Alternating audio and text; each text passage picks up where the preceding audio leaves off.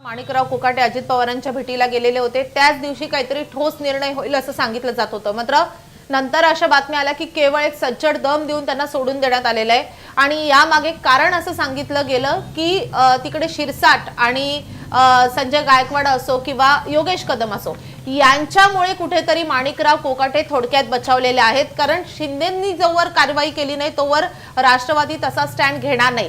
मग असं काय बदललं की अजित पवारांनी अशा रीतीने मुख्यमंत्र्यांना पत्र लिहिलंय?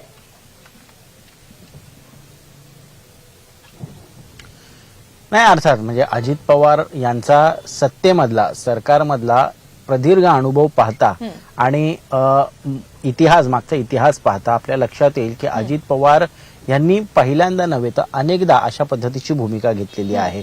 ज्यावेळेस काँग्रेस राष्ट्रवादी आघाडीचं सरकार होतं त्यावेळेस ते उपमुख्यमंत्री होते, त्यांच्यावरती भ्रष्टाचाराचे आरोप झालेले होते, सिंचन घोटाळ्याचे आरोप झालेले होते आणि त्यावेळेस सुद्धा आत्मक्लेश म्हणून त्यांनी ते त्यांच्या पदापासून दूर झालेले होते। पदाचा तात्पुरता त्यांनी त्या ठिकाणी त्याग केलेला होता आणि इतकंच काय तर त्यानंतरही आपण पाहिलं ज्यावेळेस धनंजय मुंडे यांच्यावरती सातत्यानं आरोप होत होते, कराड प्रकरणात त्यांचं नाव घेतलं जात होतं, त्यांच्याशी धागेदोरे त्यांचे जुळले आहेत असं जेव्हा म्हटलं जात होतं, कोर्टाने ताशेरे ओढल्यानंतर अजित पवार यांनी धनंजय मुंडे जे खरं तर त्यांचे अत्यंत जवळचे मानले जातात त्यांचाही राजीनामा घेण्यापूर्वी मागे पुढे पाहिलं नाही। नुकताच जेव्हा छावा संघटनेच्या कार्यकर्त्यांना पदाधिकाऱ्यांना सूरज चव्हाण हे त्यांचे युवकचे प्रदेशाध्यक्ष आहेत यांच्याकडनं जेव्हा मारहाण करण्यात आली त्यावेळेस सुद्धा तात्काळ सूरज चव्हाण यांना सर्व सदस्यत्वाचा राजीनामा देण्याचे आदेश अजित पवार यांनी दिलेले होते। त्यामुळे सरकार अडचणीत येईल किंवा सरकारची बदनामी होईल किंवा आपल्या पक्षाची बदनामी होईल असं कुठलंही पाऊल आपल्या मंत्र्याने आपल्या कार्यकर्त्याने उचललं तर त्यांच्यावरती तात्काळ कारवाई करणारे म्हणून अजित पवार यांची ओळख राहिलेली आहे। स्वतः त्यांनी यामध्ये एकदा राजीनामा दिलेला आपण पाहिलेला आहे आणि त्यामुळे या सगळ्याची पार्श्वभूमी पाहता पुन्हा एकदा तशाच पद्धतीचा निर्णय अजित पवार घेतील का याकडे सर्वांचे लक्ष लागलेलं आहे। इथे जरी राजीनामा घेणार नसले माणिकराव कोकाटे यांचा तरी त्यांचं खाते बदल किंवा खांदेपालट करणार अशी जी शक्यता वर्तवली जाते। मात्र हा जर निर्णय अजित पवारांनी घेतला तर निश्चित एकनाथ शिंदे यांच्या शिवसेनेवरचा दबाव जो आहे हा आपल्याला वाढताना दिसेल। आता धनंजय मुंडेंचा राजीनामा, त्यानंतर माणिकराव कोकाटे यांचं खांदेपालट आणि आता त्यानंतर शिवसेना एकनाथ शिंदे यांच्या पक्षातील मंत्र्यांवरती जे आरोप होत आहेत, ज्या गोष्टीसाठी ज्या प्रकरणांसाठी ते वादग्रस्त ठरलेले आहेत, आता त्यांचाही राजीनामा सरकार म्हणून त्या ठिकाणी स्वतः एकनाथ शिंदे आणि मुख्यमंत्री देवेंद्र फडणवीस घेणार का असा दबाव त्यांच्यावरती वाढताना दिसेल। हा मुद्दा जो आहे हा विरोधक तापवताना दिसतील आणि नैतिक आधारावरती त्यांनाही राजीनामा घेण्यास ते भाग पाडतायत का हे आपल्याला पाहावं लागणार आहे। अर्थात हा खूप महत्त्वाचा मुद्दा आहे की शिंदेंवर यामुळे मोठा दबाव वाढू शकतो। मात्र धनंजय मुंडेंबद्दल बोललं पाहिजे।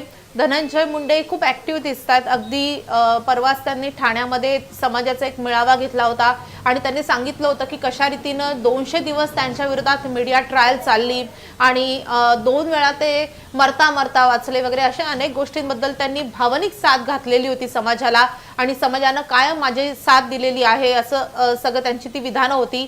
त्यानंतर ते मतदारसंघामध्ये जी माहिती कळते त्यानुसार खूप ऍक्टिव्ह झालेले आहेत।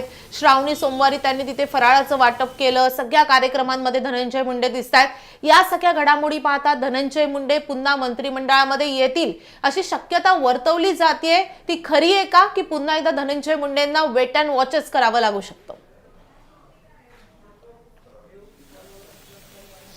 नाही, अर्थात म्हणजे जी माहिती धनंजय मुंडे यांच्या निकटवर्तीयांकडून किंवा सूत्रांकडनं मिळते आहे ती अशी आहे की ज्या पद्धतीनं वेगवेगळ्या प्रकरणांमध्ये एकनाथ शिंदे यांच्या शिवसेनेचे मंत्री जे आहेत हे अडकलेले आपल्याला पाहायला मिळत आहेत। विरोधकांच्या रडारवरती ते आहेत। त्यांच्याबाबत जनक्षोभ जो आहे हा वाढताना दिसतोय। अंजली दमानी यांना सुद्धा या प्रकरणांमध्ये उडी घ्यावी लागलेली आहे। संजय शिरसाट यांचं प्रकरण असो किंवा त्या ठिकाणी योगेश कदम यांचा असो, प्रत्येक विषयामध्ये कोर्टात जाऊन त्या ठिकाणी त्यांच्या विरोधात जाब मागणार असल्याचं अंजली दमानिया म्हणतात।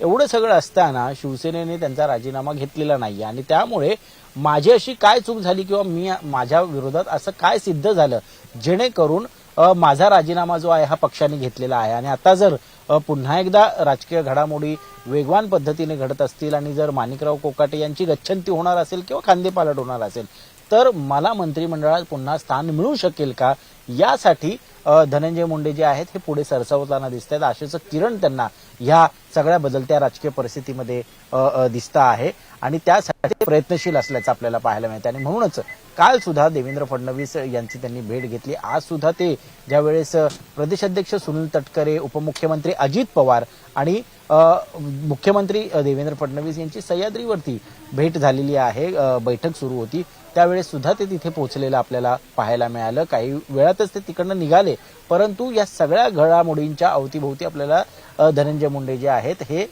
फिरताना पाहायला मिळतात. कुठेतरी त्यांचा आग्रह आहे की पुन्हा एकदा त्यांना मंत्रिमंडळात घेण्यात यावं, परंतु असा कुठलाही स्पष्ट संकेत किंवा शब्द जो आहे हा पक्षप्रमुखांकडून म्हणजेच अजित पवार किंवा मग मुख्यमंत्री देवेंद्र फडणवीस यांच्याकडनं अद्याप तरी देण्यात आल्याचं कळत नाहीये.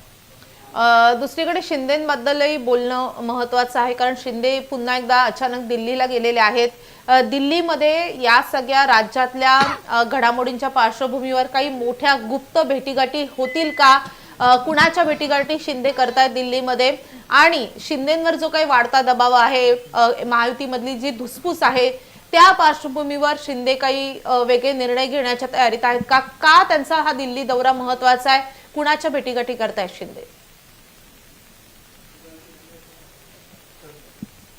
नाही, अर्थात सध्या जर आपण बघितलं तर काल त्यांनी दिल्लीत पोहोचले. काल दिल्लीत पोहोचल्यानंतर काही खासदारांची त्यांनी गाठीभेटी केल्या, परंतु आज अधिकृतरित्या त्यांनी एक बैठक बोलवलेली होती. या बैठकीसाठी सर्व खासदार जे आहेत ते पोहोचलेले आहेत. प्राथमिक दृष्ट्या पाहिलं तर सध्या पावसाळी अधिवेशन संसदेचं सुरू आहे. तिथे आपण पाहिलं तर काल परवापासून महत्वाच्या विषयांवरती चर्चा सुरू आहेत. या विषयांमध्ये आपल्या पक्षाची भूमिका ही एनडीएशी आणि त्याचबरोबर भाजपशी कुठेही वेगळी होत नाहीये ना. आपण त्यांच्या भूमिकेशी सरमिसळ करून आपले भाषणं असतील किंवा आपलं जे काय म्हणणं आहे ते व्यवस्थितपणे आपण मांडतोय का, याबाबत प्राथमिक चर्चा या बैठकीत होणार असल्याचं सांगितलं जाते. त्याचबरोबर खासदारांचे अनेक प्रलंबित प्रश्न आहेत, त्यांच्या मतदारसंघातले आहेत, काही संघटनात्मक आहेत, तर या सगळ्या विषयांना घेऊन दिल्लीतल्या श्रेष्ठींशी एकनाथ शिंदे चर्चा करणार असल्याचं सांगितलं जाते. त्यांची काय मागणी आहे, ज्या प्रलंबित आहेत गेल्या अनेक महिन्यांपासून, त्याबाबत काही ठोस असा निर्णय घेता येईल का, या संदर्भात ते संबंधित मंत्र्यांना, केंद्रीय मंत्र्यांना किंवा त्या ठिकाणी भाजपचे जे वरिष्ठ आहेत, यामध्ये अर्थात अमित शहा असतील, राजनाथ सिंग असतील, भाजपचे राष्ट्रीय प्रदेशाध्यक्ष जे.पी. नड्डा असतील,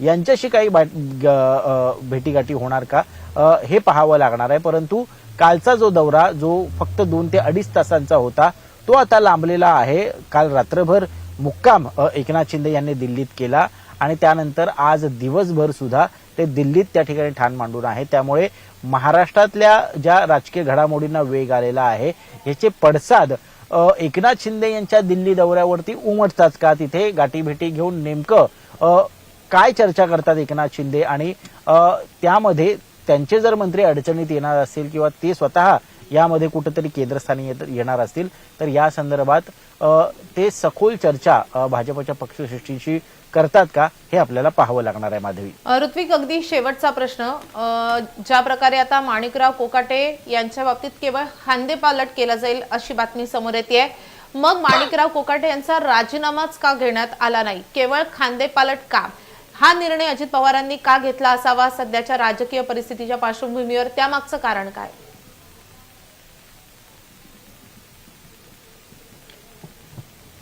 नाही, अर्थात आता हा जो निर्णय घ्यायचा आहे तो सर्वस्वी एकतर त्यांच्या पक्षाच्या प्रमुखाने घ्यायचा आहे, मुख्यमंत्र्यांनी घ्यायचा आहे. आपण पाहिलं ज्यावेळेस धनंजय मुंडे यांना राजीनामा द्यावा लागला होता, त्यांचं स्वतःचं असं म्हणणं आहे की 200 दिवस सलग मीडिया ट्रायल त्यांची चालली. याचाच अर्थ कुठेतरी 3-3.5 महिने याबाबतची चर्चा सुरू होती, दबाव वाढताना दिसत होता. आणि प्रकरण काय होतं, तर प्रकरण एक हत्या प्रकरण होतं आणि हत्या प्रकरणामध्ये जी नावं समोर येत होती, मग ते कराड असतील किंवा इतर आरोपी असतील, यांचे थेट धागेदोरे जे आहेत हे धनंजय मुंडे यांच्याशी जोडले गेलेले आहेत आणि ते कसे जोडले गेलेले आहेत या संदर्भात अंजली दमानियांसारखे जे सामाजिक कार्यकर्ते आहेत ते सातत्यानं प्रेस कॉन्फरन्सेस घेऊन ते उघड करत होते, कुठेतरी देवेंद्र फडणवीस यांना जाब विचारत होते. त्याचबरोबर अजित पवार आणि धनंजय मुंडे यांना सातत्यानं अडचणीत आणत होते. इतकंच काय तर भाजपमधलेच आमदार सुरेश धस जे सत्ताधारी पक्षाचे आमदार आहेत यांनी सुद्धा रणशिंग फुंकलेलं होतं, यांनी सुद्धा धनंजय मुंडे यांना कोंडीत पकडलेलं होतं. त्या प्रकरणाचं गांभीर्य इतकं होतं, तिथे एका सरपंचाची हत्या झालेली होती, त्यांचा जो परिवार होता हा आक्रोश करत होता आणि ह्या सगळ्याचा परिणाम काय होत होता तर यामध्ये मुख्यमंत्री अडचणीत येत होते. सरकार म्हणून तीनही पक्ष जे महायुतीचे आहेत यांना कुठेतरी टीकेचं धनी व्हावं लागत होतं आणि या सगळ्या आधारावरती त्यांचा अर्थात गंभीर प्रकरण असल्यामुळे राजीनामा घेण्यात आला. आता यामध्ये जिथे रमी खेळताना आपल्याला माणिकराव कोकाटे सभागृहात दिसत आहेत, ते स्वतः म्हणतात की मी काही कुठले इतकं चुकीचं काम केलं नाहीये, मी भ्रष्टाचार केला नाहीये किंवा विनयभंग केलेला नाहीये, इतक्या टोकाची वक्तव्य त्यांनी केलेली आहेत. त्यापूर्वी सुद्धा शेतकऱ्यांना भिकारी म्हणणं असेल, सरकारला भिकारी म्हणणं असेल, अशा पद्धतीची वादग्रस्त वक्तव्य सुद्धा केलेली आहेत. परंतु त्यांनी जी वक्तव्य केलेली आहेत याचा कुठेच त्यांनी पश्चाताप व्यक्त न करता कायम समर्थनच केलेलं आहे आणि त्यांना एकदा नव्हे दोनदा नव्हे अनेकदा समज देऊन सुद्धा त्यांच्याकडनं वारंवार अशा पद्धतीची वादग्रस्त वक्तव्य ही होताना आपल्याला पाहायला मिळत होती. आता अर्थात याला किती गांभीर्यानं घ्यायचं हे त्याचे पक्षप्रमुख ठरवतील. जनरेटा तर वाढलेला आहे, लोकांमध्ये रोष या संदर्भातला आपल्याला पाहायला मिळतोय, परंतु खरंच इतकं गांभीर्य आहे की त्यांच्याकडनं मंत्रिपदच काढून घेण्यात यावं किंवा मंत्रिमंडळातनंच त्यांना बेदखल करण्यात यावं, एवढा टोकाचा निर्णय आता सरकार घेणार का हे पाहावं लागणार आहे. आणि जसं मी मगाशी म्हटलं की वादग्रस्त फक्त माणिकराव कोकाटेच ठरत नाहीये, तर एकनाथ शिंदे यांच्या शिवसेनेचे मंत्री सुद्धा वादग्रस्त ठरत आहेत अनेक कारणांमुळे.